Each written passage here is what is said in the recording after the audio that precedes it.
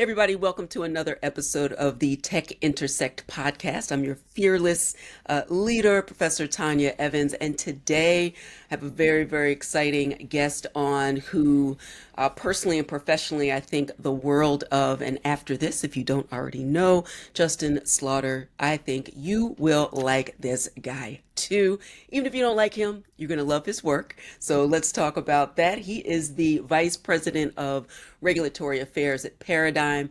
Paradigm is a leading firm in the fintech and crypto space, and with a wealth of experience in both government and private practice, Justin has played pivotal roles in shaping regulatory policies at the highest level. Before joining Paradigm, he served as the director of the Office of Legislative and Intergovernmental Affairs and senior advisor to acting SEC. Let me stop there for a second. Blah, blah, blah. Served acting SEC Chair Allison Heron Lee. I see that here. Hold on one second. Right, here we go. He was also the chief policy advisor and special counsel to former Commissioner Sharon Bowen at the Commodity Futures Trading Commission, also known as the CFTC. He's been a general counsel to Senator Markey. He has obviously a wealth of experience. I brought him on today specifically to talk about some of the work that he's doing at Paradigm. We had the great fortune to come together for the Crypto for Harris town hall recently, and I mentioned in my panel, and he elucidated when he had a conversation with Sheila Warren from the from CCI. They had this really rich conversation about some of the facts, figures, and statistics about crypto ownership and use, and also the implications going forward for what perhaps a pro-crypto pivot would be under a Harris administration or for any administration coming into power beginning in 2025. How do we reimagine?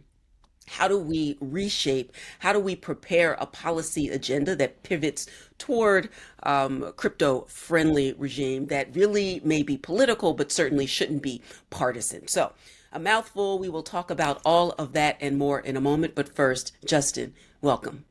Thank you, Tanya. Great to be here and finally to do this. I will just try to equally reciprocate the kind words you've given me. I'm just a huge fan of your work, a huge fan of what you've done at Dickinson and everywhere else. You've been a real leading light academic, and it's great to be here on your podcast. Thank you so much. I love adding that kind of academic point of view. Oftentimes, folks, particularly new participants in the space, and those who are policy, lawmakers, we have policy advocates as well.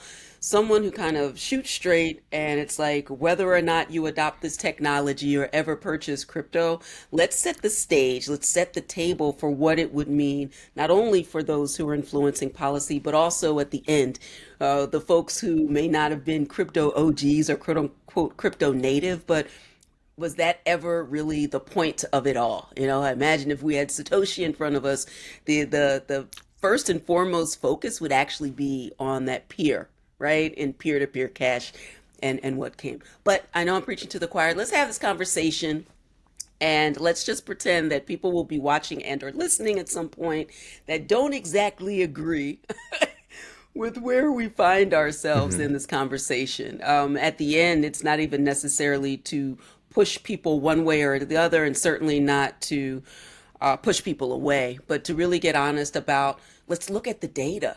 Let's look at the numbers and Exactly how right. that is impacting. So when I say that, kind of just set the table with what a day in the life looks like in terms of the work that you're doing at Paradigm that will lead us into the conversation about what you've found out about end users, about the industry, and certainly about crypto voters this cycle.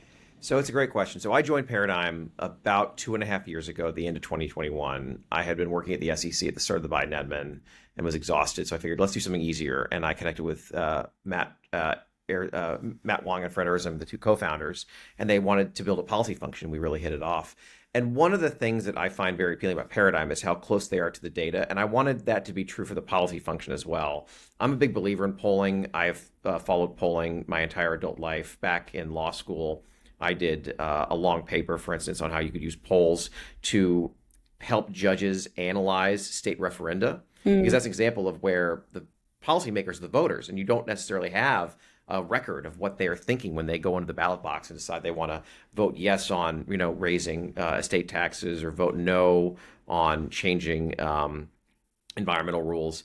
And so one thing we've done at Paradigm is started to try to do polls pretty frequently. We've done 3 so far this year, and we try to release a lot of this data to the community because we really want this to be something that everyone can see.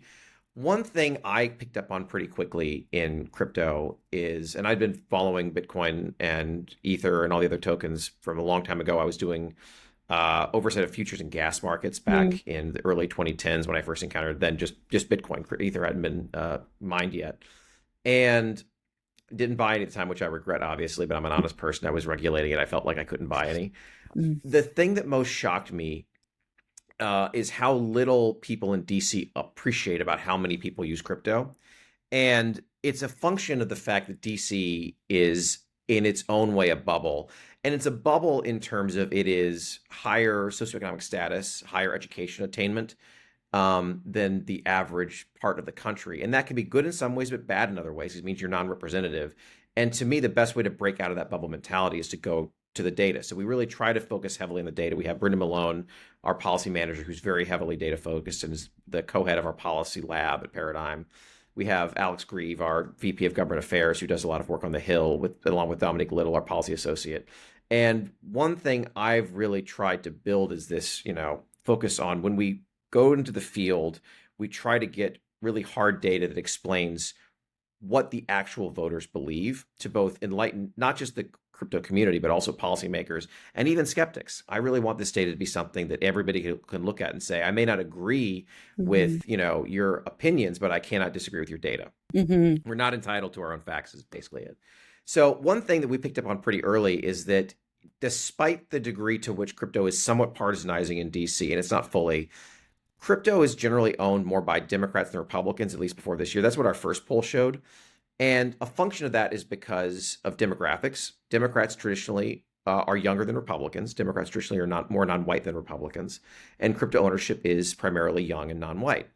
So we then wanted to do some greater detail study into this. And that's why we decided to do a poll of Republicans a few weeks ago and now a poll of Democrats. And the thing that really jumped out at me was a couple of points, one of which is about 1 in 5 registered Democrats have bought crypto in the past.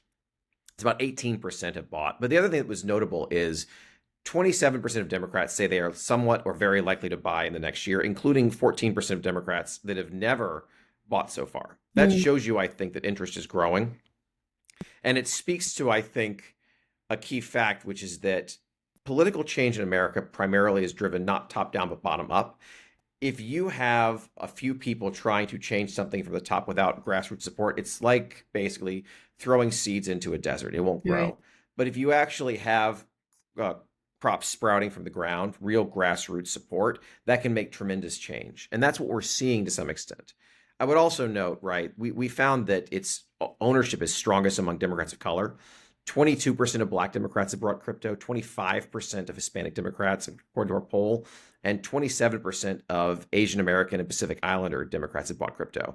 And nearly a third of each group says that crypto, of those subgroups, plays a positive role in the U.S. economy. So again, crypto is not only growing in its strength among Democratic voters, it's getting greater positivity too, which is critical. And this is what's leading to the concept of the crypto voter, someone who owns enough crypto that changes their voting views. One thing that really struck me in this poll is a decent percentage of the people we polled said that they owned not just like some crypto, but a lot of crypto. That 18% factor, we also asked how many people own stocks because you have to have an apples to apples. Only 33% of Democrats say they own stocks. It's lower than you would expect. Again, this shows you the degree to which the world we think about in rarefied air is not representative of the average world. Right.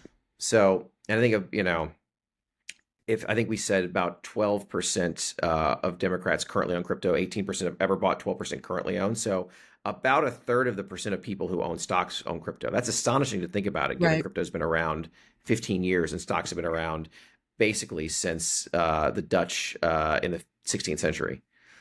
So I'm talking a lot. I should let you get a word in. This is your podcast. No, this is great because it sets up the context for why data matters. And also, one of the chapters in my book, Digital Money Demystified, talked about the myth. There's some kernel of truth, and let's explore this myth of the crypto bro tends to be white and male, a man of significant means, driving a Lambo, and it's to the moon or bust.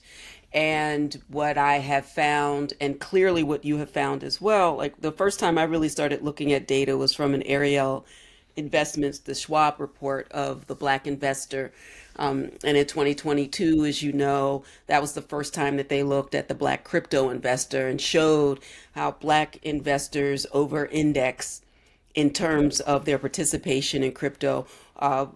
Facts and data consistent at that time with what your findings are, not only of the over indexing, but oftentimes this is the entry point to investing. Yes. And so talk a bit about that and then kind of let's unpack a bit. I did some of this in conversation during Black History Month and also Women's History Month, really focused on why those who are systemically marginalized from the legacy system would roll the dice and go into this new space in greater numbers than the legacy system. I have my ideas. I suspect your data has driven you to some conclusions as well. It really has. And I should note, I try to really get positions that cross our entire ecosystem. Dominique Little is African American on our team, and she provides really critical, insights into this as well as a young Yeah. woman in crypto who's African American. One thing that jumped out at me is that we asked people if they're nervous, Democrats, about losing access to financial systems due to political views. Mm. And then we follow that up question by asking, are you worried a second Trump administration would reduce your access to political views? And the interesting thing is with the first question, white voters split about 50-50. They did about 53%. They were worried, 47% not. So they were a little bit, they're mostly on kind of mixed. But non-white voters, that Mm. shot up dramatically. So I'll just give you the exact question. Thinking about the financial system in the United States, how concerned are you, if at all, that you, your family, your business might lose access to financial services as well as your political views? It was 53% white said they were concerned, 47 not. 74% of Mm. black vote Democrats said they were, 26 not. 79% of Hispanic voters said they were, 21% not. 68% of Asian American voters said they were, and 32% not. The lesson I take from this is that white Democrats have more faith in the Mm. current system and in maintaining access to it, while non-white Democrats seem much more concerned that they might be penalized. And I think that comes from a very robust set of historical and sociological events. But it does speak to the degree to which it's too simple to say crypto is, here's the view of Democrats. Right. Democrats contain multitudes in every sense of the word. And the lesson really is that among people who are nervous about being Hmm. debanked, they find this appealing. And, we checked this, right? It's not that white Democrats don't own crypto, but they own less of it. They own like 15% have bought in the past. Mm. And a majority, I think in the poll we did, about 59% of the respondents weighted were white and 41% were non-white. We did oversamples of Hmm. the non-white groups to try to get greater accuracy, because you really want to have deeper number sets to get a Right. sense of how, you're getting a good sample.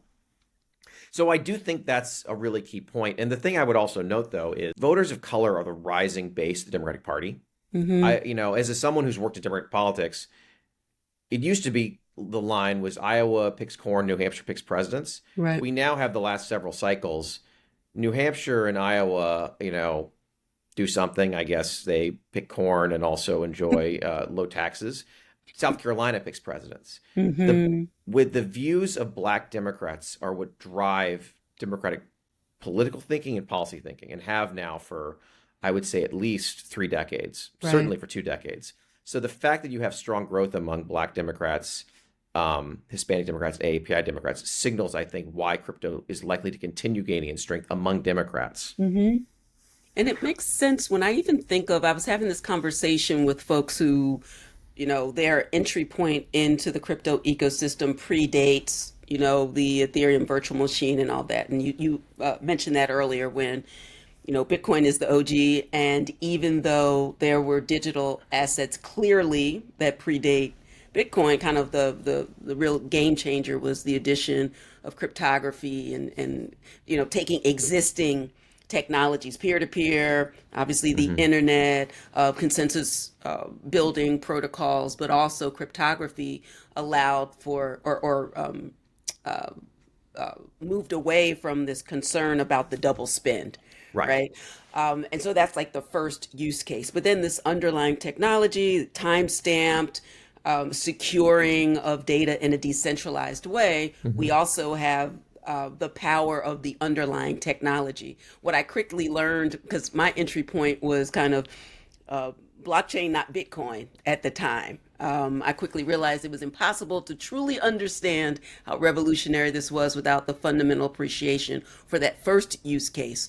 But I say all that to say that there's so much attention on kind of the number go up aspect of peer to peer hard money when we're talking Bitcoin, and the other myriad uses of other types of cryptos, but less often talking about the economic impact for middle class, for other classes other than the 1% of the 1% actually to move ahead in this fourth industrial revolution as well. So, your statistics, while we're talking about crypto ownership, I know that you've also done a lot of work in just the impact on the ecosystem build and where entrepreneurs and innovators can take advantage to. Talk about the power and the promise of the underlying technology to move the economic needle for folks that we're talking about too. It's a great question. And I think it goes to the idea that so much of our system of finance is built around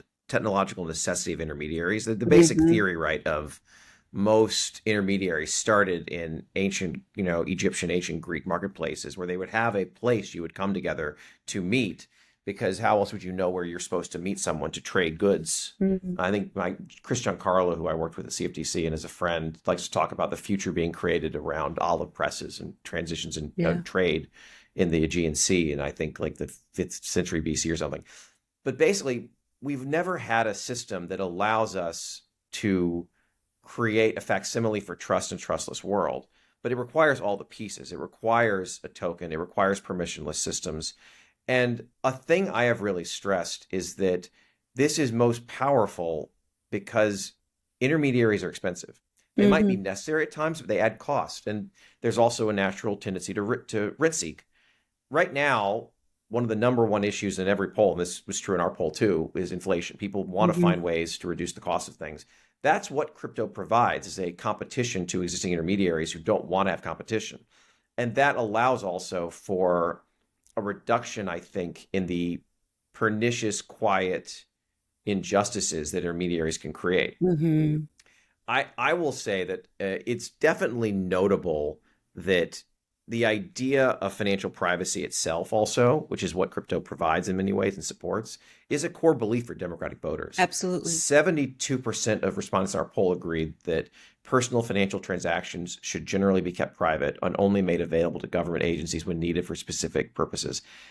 Democratic voters don't want mass financial surveillance. I think because they understand, as we discussed a bit ago, that that could be turned against them. A Mm-hmm. tool is only so, you know, useful or powerful or helpful or hurtful as it depends in the hands of the person who owns it.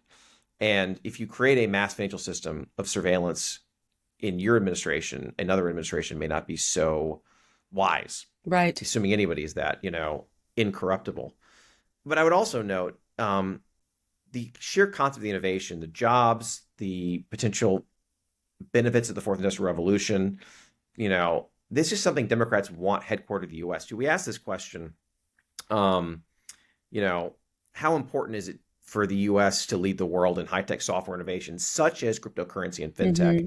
And 43% of those we polled said it was either very important or extremely important, and another 38% said it was somewhat important. I mean, contrary to what some suggestions have been in parts, but not all, of the Biden admin, Democrats want this technology to be fostered here, not Right. away. And they understand that even when they don't understand technology, they don't want it sent away because oftentimes things in a bit more time become not only apparent, but, truly illuminating. Right. And I think that's part of what may be driving some of the potential reset with, the Harris campaign. Because Mm-hmm. one thing that we've not really touched on, in the poll we did in March of all voters, and this has been true of everything, there is just an age cliff in the 40s and 50s. Mm-hmm. If you're someone, I'm 42 years old. Mm-hmm. I think you're younger than me. Bless your Um, heart. I'm a but Forbes 50 over yeah, good. 50 Oh, there you go. Then listee. you dropped the dime there. Yep. But what we found is that ownership among those under 45 or so is pretty Yeah. robust. It's close. It's not always 50-50, but it's often in the 30s or 40%, Mm-hmm. even among women, not even though crypto somewhat skews male. Once you Right. get above 55, it starts really falling. At 65, it's almost negligible. It drops to like 4 or 5%. Right. I do think the degree to which you understand crypto's appeal, even abstractly, depends upon how much you are yourself a digital native. We talk about Mm-hmm. people who are crypto native. I'm a crypto immigrant in many ways, and that Right. crypto was first mined when I was out of law school. But I went to college with Ethernet cables. I went to Got it. college with, I was using AIM messaging in middle school. People who have been using technology their entire working life, or most of it, in terms of digital technology, have a greater ability to understand, to grok this concept area Right. than those who have not. And I've seen this in my own life. I've worked for one person I'd worked for, I won't name because I won't to spare the guilty. Even in the middle of the last decade, they would take speeches and they would make edits on red pen and then give them to me to re-input. I was like, track changes available. Like, I don't use track changes. At some point for all of us, right, it gets hard to adapt to new things. And I do think one big difference between Joe Biden and Kamala Harris is literally just that 22-year difference, because Mm-hmm. someone born in 1941 will have literally been 50 plus when they first go online. They probably have never gone online in a really organic way. Right. Vice President Harris, on the other hand, being born in the mid 60s, was still under the age of 30 when a lot of the nascent web browsers launched. She's Absolutely. someone who had to be more digital. And that just makes a tremendous difference in terms of policymaker trajectory. I've also been listening to her book and really kind of looking under the proverbial hood to start to read the tea leaves about what might be possible in terms of a pivot toward a more crypto, pro innovation mindset. And, her background is replete with leaning into technology and innovation and innovating in the prosecutor's office and at the AG level to do that from, um, their cyber unit, for example, or some of the legislation that she sponsored. So there have been really interesting things at a more robust, innovative area, which suggests kind of the calibration between innovation and support, but also obviously being mindful of protecting folks. What could a pivot look like? What are some of the things, kind of the things that we talked about with crypto for Harris, but just in general from a paradigm point of view, what would that pivot look like? Well, I'll say this is speaking for myself, not Paradigm, but I think it's a couple of things, because where Paradigm doesn't support either side, but I Absolutely. personally do. I think it's a lot of things. One is that there's just been terrible engagement between the Biden admin and crypto. That's a function of a bunch of factors, but it has really hobbled their ability to understand the space. Hmm. A friend of mine points out that the the Biden White House has never filled the chief technology officer position in the White Well, House, created by Barack Obama. An easy answer, right, would be to hire some people from crypto to advise her White House. If you were to mm-hmm. hire a cryptopian, to quote Laura Shin, or someone with deep crypto nativity to be Right. CTO, that would be very big. A new chair of the SEC would be amazing. There's a lot of great candidates. I know it's been noted by others. There's never been a black SEC chair, which would Oh. be, itself very notable, because you have Mm-hmm. great candidates like Adrian Harris, Mm-hmm. Professor Chris Brummer, others. Um, Other topics are supporting just the need for legislation, saying it overtly, trying to, reducing the sense of hostility from other parts of the admin. But Mm-hmm. I also tend to think it's literally, if they could just end what I call the schizophrenia, Mm-hmm. that would go a long way. One issue in this admin has been that Joe Biden's not been personally invested in a lot of domestic politics. He's turned it over to others, and that's led to kind of a scrum of all against all, where everyone's grasping for a different position. If Mm. you had incoming President Harris saying, "I want to find a way to rationalize regulation across the government the way every other developed country has done," that alone would have a huge impact, because Hmm. that would be a North Star finally. When in reality, it's just been many different camps A fighting each hodgepodge. other, Right. often with tremendous, intra-party press violence. So there's lots of ways they could move on this. It's really one of those things where relations have been so rough that Hmm. it's not very hard now to improve. My wife tells a story um, about a woman in Poland in the shtetl who was very upset about her house being disorderly, and she went to her rabbi and said, "Rabbi, what do I do? My house is out of control." And he says, "Bring a pig in the house." She's like, "Rabbi, things are worse ever. The pig's eating things. Bring a horse in now." "Rabbi, this is terrible. Now there's a horse and a pig. They're getting into fights. Bring a cow in." "Rabbi, this is awful. Get a horse, a pig, and a cow in. Now what do I do?" He says, "Now take them out. How does the house feel?" "Great." It's really sad, but like literally just ending some of the near extreme hostility from some agencies would Right. go tremendously far.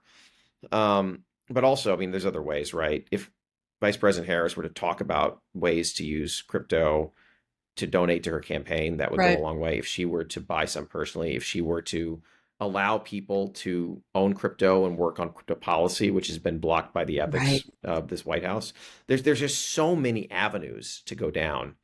Um, and I tend to think she will, because every indication is her "we won't go back" is not just a discussion about how she doesn't want to return to the Trump administration, which is a Right. partisan view, but also a quiet, I think, statement that the Biden admin had many issues, and this is one way she can make a break. No, that makes perfect sense. Final question, um, is the work that you've done to poll Republican voters as well. And I think it's important to highlight and Hmm. kind of just right size our conversation. I have a new website, electingcrypto.com, nonpartisan. It's just like, this is what's going Oh. on. This is what the various parties have said thus far. This is the folks at the top of Hmm. the ticket. I haven't updated that yet. I want to get past the Hmm. DNC and also continue. And we will hear about more specific things related to Hmm. virtual currencies when we hear about them. We have to, there's some bread and butter issues that are coming out at the top of Hmm. the economic conversation, but we are not an insignificant part of the demographic. You've already highlighted those statistics, and even I'm on the board of Digital Currency Group. In full transparency, we had a DCG commissioned Harris poll I that saw talked, that. right, in the swing states, that talk about crypto and reasonable regulation being a top of mind, not the top of mind, but certainly a top of mind issue in the swing states. That is worth paying attention to. And so, but for all constituents, because I really do want to focus on the fact that so much bipartisan work had been done Yeah. already and continues to be done. We heard Chuck Schumer making some breaking news at the Crypto for Harris town hall, but you have statistics about Republicans' sentiment on this topic and what they would like to see going forward as well. Talk about those statistics So or it's very findings. similar in that Republicans also want legislation the way I think. I mean, most people, when you ask them, say they want legislation, they want reasonable regulation. That does Mm. track to Capitol Hill. The one thing I would say is also, we might do some additional work on this. Both parties think the other one's going to take away their access to the financial system, which is another reason both, I think, find crypto appealing. This is one of Right. those things where it's a consistent view in hyper-partisan politics to think your own side is a bunch of honest knaves and the other side's a bunch of Machiavels. Hmm. But, whether it's true or not, they both therefore want to protect themselves from the other side, and creates opportunities. Um, the other thing I was going to note, though, is that, again, ownership skews young and non-white for Republicans and for Democrats. It's my understanding that some Republicans see this as a way of accessing younger and non-white voters that have, for the last several decades, not been a key group they can get support from. Right. And that we saw that in our poll too. I think of about 5% of, actually, let me get the actual data out, and Hmm. I don't want to do this off my brain. Hmm. Um, Of those who were not supporting Harris, and I think it was 13% we polled, so they were not. About 5% were voting for Trump, and 4% were voting for RFK or a third party. Got a few percent. They still had 18% have owned crypto in the past, or bought it. We have bought crypto in the past. But for them, we asked them, thinking about the Biden admin have handled crypto, do you think its approach has been too friendly or too hostile? They said too hostile, 21 to 11. Right. So that does suggest to me that hostility to crypto is influencing not a ton of Democrats to become Republicans and vote Trump, but maybe 1 or 2%. Right. This election, as with all elections basically for the last 20 years, is a game of inches. In 2020, the marginal state, I believe, was Wisconsin at about 20,000, 30,000 votes. You never want to throw away a percent of That's correct. Your own party. You always want to maximize it. And the other thing I will note, this is one thing I wish I had more time for, but we don't. When we did our poll in March, we found about 19% of people own crypto overall, 18% of Republicans, 19% of Democrats, I think.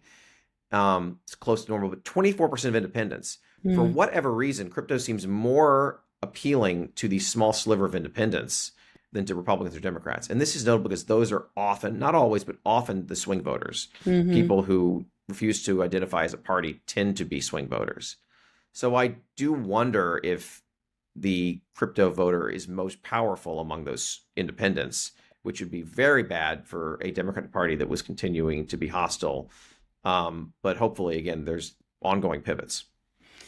So important. I'm going to stick a pin in that as a note to where we pick up from the next time you come on, because I think that's fascinating. So firmly entrenched in what the Dems are going to do versus what the GOP will do. And there's this swath in the middle of the folks that can really move 1-2% in either direction. And we have the country moving in the same direction. So let's pick that up next time you're back on. Until then, please let listeners and viewers know where they can learn more about Paradigm and you and your work.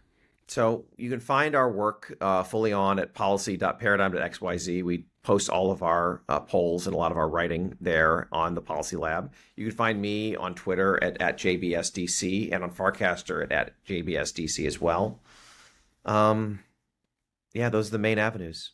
And I'll look forward to coming back, Tanya. I do hope we can do one more poll of all voters before the election. But I will tell you one little fact is this poll was launched last Monday. We released it, sorry. We launched it late because once President Biden announced he was stepping down, we wanted to wait a couple of days. So we went to the field right after Joe Biden stepped down. So this is very fresh data in terms of the post-Biden state speech. But I can just have a feeling that things are in flux in a lot of ways. I think you're going to see a lot of potential movement in many spaces over the next 6 to 7 weeks. Excellent. Well, we will look forward to that. I will drop the links that you've mentioned directly to your work and the findings. Folks can also see that at electingcrypto.com. We want to keep people abreast of the latest and the best information as we all kind of read the tea leaves and ultimately focused on what's in the best interest of this ecosystem and this industry. And on that, I think we all can agree. Justin Slaughter, thank you so much. And we look forward. You're definitely a member of the family now. Welcome to the Tech Intersect family. Good to be part of it. And I look forward to having you back on. Thank you, sir. All right. Thank you. Talk to you later.